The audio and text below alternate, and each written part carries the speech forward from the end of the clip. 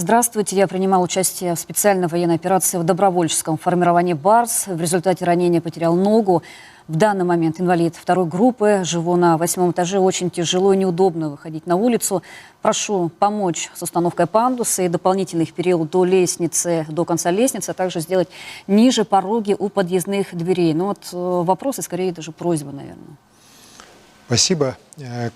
Мы обязательно должны, знаете, заботиться о наших бойцах, не только о тех, кто вот сегодня на фронте находится, но и, конечно же, о членах их семей и о тех из них, кто вернулся уже, вернулся к мирной жизни, и особое внимание тем, кто сегодня получил тяжелые ранения.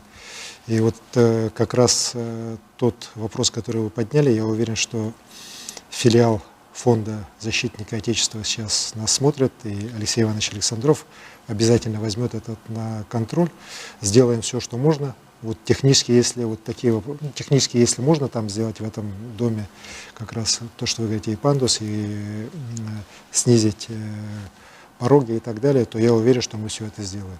Именно по этим вопросам. Уверен, что мы будем помогать и в этом случае, и во всех других вопросах.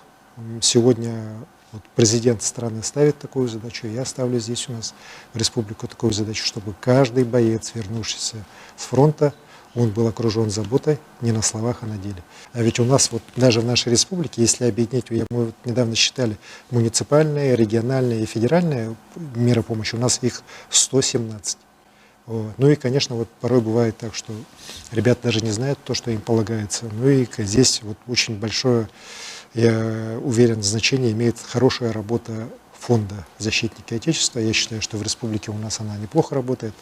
Уже свыше 60 работников постоянных, вот таких координаторов фонда. Из них 25 в городе Якутске. И уверен, что, вот еще раз говорю, и этот случай, и другие случаи они будут рассматривать очень близко к сердцу и делать все, чтобы помочь нашим ребятам. И вот я очень надеюсь, что мы все, вот наше большое общество, и российское, и наше здесь, Якутия, мы сделаем правильные выводы, и вот идеи патриотизма всегда будем ставить во главу угла. Это крайне важно для дальнейшего развития и нашей республики, и нашей страны.